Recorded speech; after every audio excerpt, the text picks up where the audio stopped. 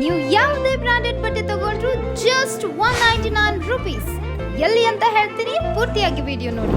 ನಮಸ್ಕಾರ ಬೀದರ್. ಇದೇ ಜೂನ್ ದಿನಾಂಕ 1ರಿಂದ 29ರವರೆಗೆ ನಮ್ಮ ಬೀದರ್ನ Zeera function hall, central bus ನಿಲ್ದಾಣದ ಎದುರುಗಡೆ, ಗುರುನಾನಕ್ ಮುಖ್ಯ ದ್ವಾರದ ಒಳಗಡೆ ನ್ಯೂ ಚೆನ್ನೈ ಶಾಪಿಂಗ್ ಸೇಲ್ ನ ಗ್ರ್ಯಾಂಡ್ ಆಗಿ ಓಪನ್ ಮಾಡ್ತಾ ಇದ್ದಾರೆ. ಇಲ್ಲಿ ಎಲ್ಲಾ ರೀತಿಯ ಸೀರೆಗಳು, ಫ್ರಾಕ್, ವೆಸ್ಟರ್ನ್ ಡ್ರೆಸ್, ಚೂಡಿದಾರ್, ಟಾಪ್ಗಳು, leggin, palazzo pant, shirt, jeans pants ಹಾಗೂ ನೈಟ್ ಶೂಟ್ ಚಿಕ್ಕ ವಯಸ್ಸಿನಿಂದ ದೊಡ್ಡ ವಯಸ್ಸಿನವರೆಗೂ ಟಾಪ್ ಬ್ರಾಂಡೆಡ್ ಕಂಪನಿಯಿಂದ ತಯಾರಾಗಿರುತ್ತವೆ ಹಾಗೂ ಅತ್ಯುತ್ತಮ ವಿನ್ಯಾಸವುಳ್ಳ ಆಟಿಕೆಗಳು ಕೂಡ ದೊರೆಯುತ್ತವೆ. ಬೆಲೆ ಇಷ್ಟು ಕಡಿಮೆ, ಕ್ವಾಲಿಟಿ ಬಗ್ಗೆ ಥಿಂಕ್ ಮಾಡ್ತಾ ಇದ್ದೀರಾ? ನಾನು ಆವಾಗಲೇ ಹೇಳಿದಾಗೆ ಇಲ್ಲಿ ಸಿಗುವಂತ ಎಲ್ಲಾ ಪ್ರಾಡಕ್ಟ್ಸ್ ಬ್ರಾಂಡೆಡ್ ಬ್ರಾಂಡೆಡ್ ಬ್ರಾಂಡೆಡ್. ನಂಗಂತೂ ಈ ಆಪರ್ಚುನಿಟಿ ಮಿಸ್ ಮಾಡ್ಕೊಳ್ಳೋಕೆ ಇಷ್ಟಾನೇ ಇಲ್ಲ. ನೀವು ಕೂಡ ಮಿಸ್ ಮಾಡ್ಕೋಬೇಡಿ. ಡೇಟ್ ನೆನಪಿದೆಯಲ್ಲ, ಜೂನ್ 1 ಅಂದ್ರೆ ಸಂಡೇ. ಮಹಿಳಾ ಮತ್ತು ಮಕ್ಕಳ ಅಭಿವೃದ್ಧಿ ಇಲಾಖೆಯ ವಿವಿಧ ಹುದ್ದೆಗಳ ನೇಮಕಾತಿಯಲ್ಲಿ ಭ್ರಷ್ಟಾಚಾರ ನಡೆದಿದ್ದು ತಪ್ಪಿತಸ್ಥ ಅಧಿಕಾರಿಗಳ ವಿರುದ್ಧ ಕ್ರಮ ಕೈಗೊಳ್ಳುವಂತೆ ಆಗ್ರಹಿಸಿ ಜಿಲ್ಲಾ ಜನತಾದಳ ವಿದ್ಯಾರ್ಥಿ ಘಟಕ ವತಿಯಿಂದ ಅಭಿ ಕಾಳೆ ಅವರ ನೇತೃತ್ವದಲ್ಲಿ ನಗರದಲ್ಲಿ ಧರಣಿ ಸತ್ಯಾಗ್ರಹ ಹಮ್ಮಿಕೊಳ್ಳಲಾಯಿತು. ಇಲ್ಲಿನ ಅಂಬೇಡ್ಕರ್ ವೃತ್ತ ಹತ್ತಿರದ ಜಿಲ್ಲಾ ಉಸ್ತುವಾರಿ ಕಚೇರಿ ಎದುರು ಹೋರಾಟ ನಡೆಸಿದ ಕಾರ್ಯಕರ್ತರು ರಾಷ್ಟ್ರೀಯ ಪೋಷಣ್ ಅಭಿಯಾನ ಹಾಗೂ ಮಿಷನ್ ಶಕ್ತಿ ಯೋಜನೆಯಡಿ ಹಲವು ಹುದ್ದೆಗಳ ನೇಮಕಾತಿಯಲ್ಲಿ ಭ್ರಷ್ಟಾಚಾರ ನಡೆದಿದೆ. ಮಹಿಳಾ ಮತ್ತು ಮಕ್ಕಳ ಅಭಿವೃದ್ಧಿ ಇಲಾಖೆ ಉಪನಿರ್ದೇಶಕರು ಸರ್ಕಾರದ ನಿಯಮ ಗಾಳಿಗೆ ಮನ ಬಂದಂತೆ ಅನರ್ಹ ನೇಮಕ ಮಾಡಿಕೊಂಡಿದ್ದಾರೆ ಎಂದು ದೂರಿದ್ದಾರೆ. ನೇಮಕಾತಿ ಹಗರಣ ಕುರಿತು ಹಲವು ಬಾರಿ ಜಿಲ್ಲಾಡಳಿತಕ್ಕೆ ಮನವಿ ಪತ್ರ ಸಲ್ಲಿಸಲಾಗಿದೆ. ಈ ಆಯ್ಕೆ ಸಮಿತಿ ಅಧ್ಯಕ್ಷರಾದ ಜಿಲ್ಲಾಧಿಕಾರಿಯವರು ಒಂದು ಬಾರಿಯೂ ಕೂಡ ನಮ್ಮ ಮನವಿಗೆ ಸ್ಪಂದಿಸಿಲ್ಲ. ಭ್ರಷ್ಟಾಚಾರ ಸಂಬಂಧ ಉಪನಿರ್ದೇಶಕರನ್ನ ಅಮಾನತು ಮಾಡಬೇಕು ಹಾಗೂ ಈ ನೇಮಕಾತಿಯಲ್ಲಿ ಭಾಗಿಯಾದ ಅಧಿಕಾರಿಗಳ ವಿರುದ್ಧ ಕ್ರಮ ಜರುಗಿಸಬೇಕು. 2 ವಾರದಲ್ಲಿ ಕ್ರಮ ಕೈಗೊಳ್ಳದಿದ್ದಲ್ಲಿ ಮತ್ತೆ ಹೋರಾಟ ಮಾಡಲಾಗುವುದು ಎಂದು ಎಚ್ಚರಿಕೆ ನೀಡಿದರು.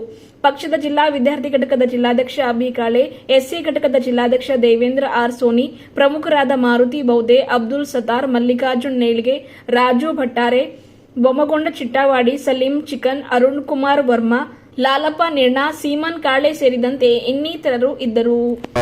ಜಾತ್ಯತೀತ ಜನತಾದಳ ಪಕ್ಷದ ವತಿಯಿಂದ ಏನು ಒಂದಿನದ ಸಾಂಕೇತಿಕ ಧರಣಿ ನಾವಿಲ್ಲಿ ಜಿಲ್ಲಾ ಉಸ್ತುವಾರಿ ಸಚಿವರ ಒಂದು ಕಚೇರಿ ಮುಂದೆ ಹಮ್ಮಿಕೊಂಡಿದ್ದೇವೆ. ಏನು ಅದಕ್ಕೆ ಕಾರಣ ಅಂತಂದ್ರೆ ಮಹಿಳಾ ಮತ್ತು ಮಕ್ಕಳ ಕಲ್ಯಾಣ ಇಲಾಖೆಯಲ್ಲಿ ಏನು ನೇಮಕಾತಿಯಲ್ಲಿ ಅವ್ಯವಹಾರ ಆಗಿದೆ. ಏನು ಮಹಿಳಾ ಮತ್ತು ಮಕ್ಕಳ ಕಲ್ಯಾಣ ಇಲಾಖೆಯ ಉಪನಿರ್ದೇಶಕರಾದ ಶ್ರೀಧರ್ ಅವರು ನೇಮಕಾತಿಯಲ್ಲಿ ದೊಡ್ಡ ಹಗರಣ ಮಾಡಿದ್ದಾರೆ.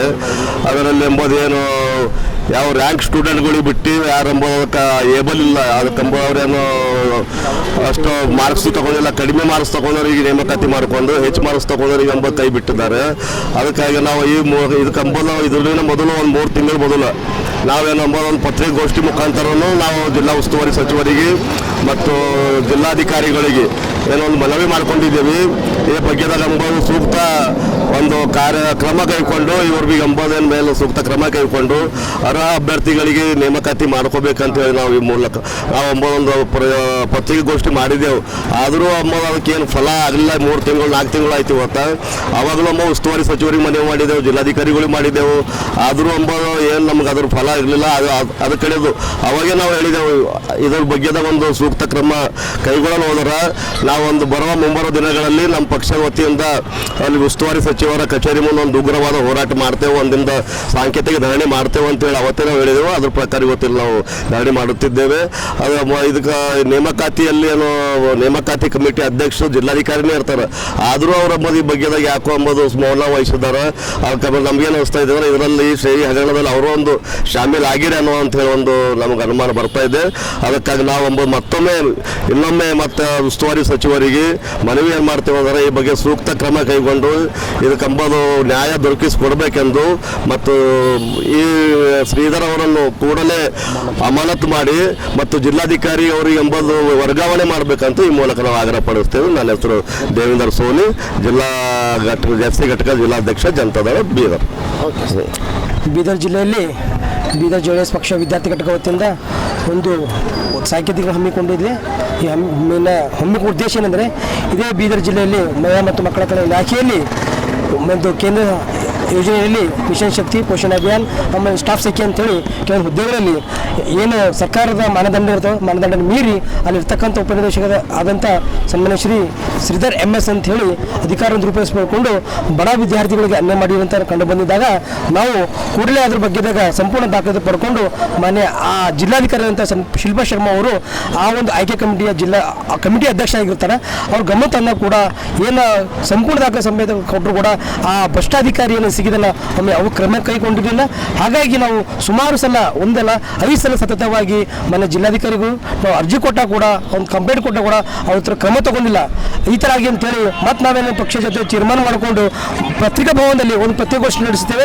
ಸಂಪೂರ್ಣ ದಾಖಲಾತಿ ಸಂಪೂರ್ಣವನ್ನು ಪತ್ರಿಕಾ ಮಾಧ್ಯಮ ಸಬ್ಮಿಷನ್ ಮಾಡಿ ಕೊಟ್ಟ ಕೂಡ ಅದೊಂದು ಏನೋ ಒಂದು ನ್ಯಾಯ ರೂಪ ಬರಲಿಲ್ಲ. ತದನಂತರ ನಾವು ಹೋರಾಟ ಮಾಡಿರ್ತೇವೆ ಕೂಡ ಅಲ್ಲೂ ಕೂಡ ನ್ಯಾಯ ಸಿಗಿಲ್ಲ. ಹೀಗಾಗಿ ನಮಗೆಲ್ಲೋ ಒಂದು ಭ್ರಷ್ಟಾಧಿಕಾರಿಗೆ ಒಂದು ಮಾನ್ಯ ಜಿಲ್ಲಾಧಿಕಾರಿ ಅಂತ ಕುಮ್ಮ ಕೊಟ್ಟಿರ್ತಾರೆ. ಹಾಗಾಗಿ ಬೀದರ್ ಜಿಲ್ಲಾ ಬಂದಿ ಹಿಡಿದು ಮಹಿಳಾ ಮತ್ತು ಮಕ್ಕಳ ಕಲ್ಯಾಣ ಇಲಾಖೆ ಯಾವುದೋ ಒಂದು ರೀತಿಯಲ್ಲಿ ಸಮಾಜ ಜಾಲತಾಣಗಳಲ್ಲಿ ಸುಮಾರು ಸುದ್ದಿಗಳು ಅವ್ರು ಭಾಗಿಯಾಗಿರ್ತಾರೆ.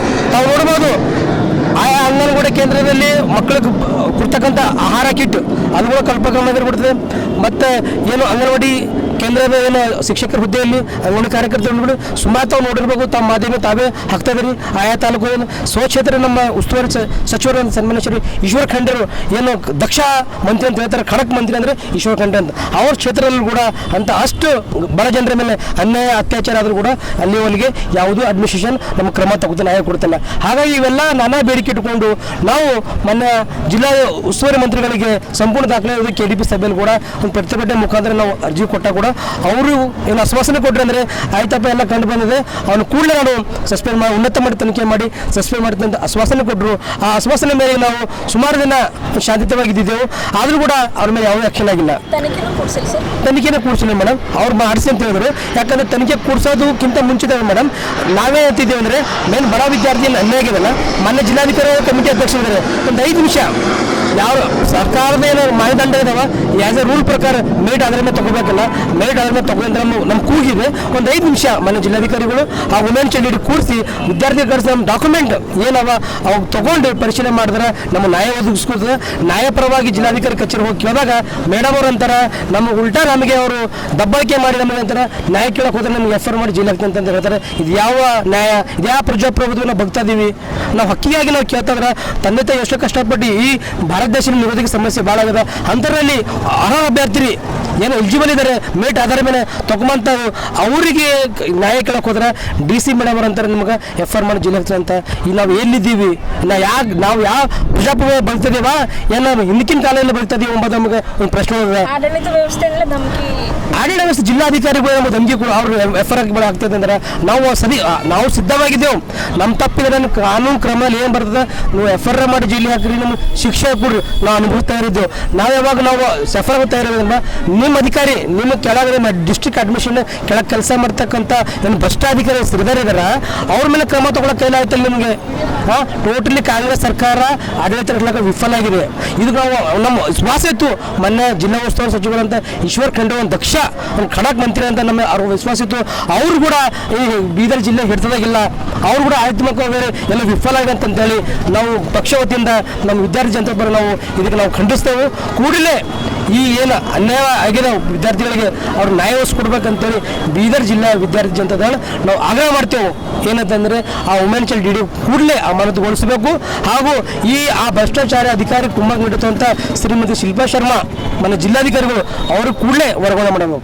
ಇನ್ನೊಂದ್ಸಲ ನೀವು ರಾಜ್ಯ ಮಟ್ಟಕ್ಕೂ ಹೋಗಿ ಅಲ್ಲೆಲ್ಲ ಮನವಿ ಪತ್ರ ಕೊಟ್ಟಿರ್ತಕ್ಕಂಥ ಜೊತೆಗೆ ಎಲ್ಲೆಲ್ಲಿ ಪೋಸ್ಟ್ಗಳು ಬಂದಿದ್ವು, ಸಚಿವರು ಪೋಸ್ಟ್ ಕೆಳಗೆ ಕೂಡ ನಾವು ಕಮೆಂಟ್ ಮಾಡಿದರೆ ಆಗಲೂ ಕೂಡ ಗಮನಕ್ಕೆ ಬಂದಿಲ್ವಾ? ಸುಮಾರು ಈಶ್ವರ್ ಖಂಡ್ರೆ ಯಾವುದು ಬಿ ಅವ್ರ ಪೇಜ್ನಲ್ಲಿ ಯಾವ ಬಂದು ಕೂಡ ಎಲ್ಲ ರೀತಿಯಲ್ಲಿ ನಾನು ಏನು ಸಂಪೂರ್ಣ ದಾಖಲಾತಿಯವರನ್ನು ಕಮೆಂಟ್ಸ್ ಮಾಡಿ ಇಲ್ಲಿವರೆಗೂ ಯಾವುದೂ ಆನ್ಸರ್ ಇಲ್ಲ. ಯಾಕಂದರೆ ಸರ್ಕಾರಕ್ಕೆ ಏನಾದ್ರು ಭಯಲ್ಲ, ಅವ್ರಿಗೆ ಏನಾದ ಏನು ಯಾರ ಇಲ್ಲ ಕ್ಯಾರೆ ಅಂತಲ್ಲ, ಯಾವುದು ದಲಿತ ಇಶ್ಯೂ ಆಗಲಿ ಯಾವ ವಿದ್ಯಾರ್ಥಿ ಇಶ್ಯೂ ಆಗಲಿ ಯಾವುದಕ್ಕೂ ಆನ್ಸರ್ ಸಿಗುತ್ತಲ್ಲ. ಎಷ್ಟೊಂದು ಪ್ರತಿಭಟನೆ ಮಾಡಬೇಕು, ಎಷ್ಟುವರೆಗೆ ನಾವು ಹೋರಾಟ ಮಾಡಬೇಕೆಂಬ ಪ್ರಶ್ನೆ ಇದೆ.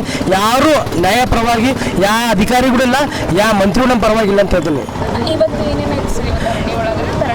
ಮೇಡಮ್ ನಾವು ಧರಣಿ ಉದ್ದೇಶ ಏನಂದ್ರೆ ನಾವು ಮಾನ್ಯ ಜಿಲ್ಲಾಧಿಕಾರಿ ಕಚೇರಿ ಮುಂದೆ ಕೊಟ್ಟಿದ್ದೀವಿ. ಇನ್ನು ನಾವು ಬೀದರ್ ಜಿಲ್ಲಾ ಉಸ್ತುವಾರಿ ಮಂತ್ರಿ ಕಚೇರಿ ಮುಂದೆ ನಾವು ಹೋರಾಟ ಇಟ್ಕೊಂಡಿದ್ದೀವಿ ಧರಣಿ.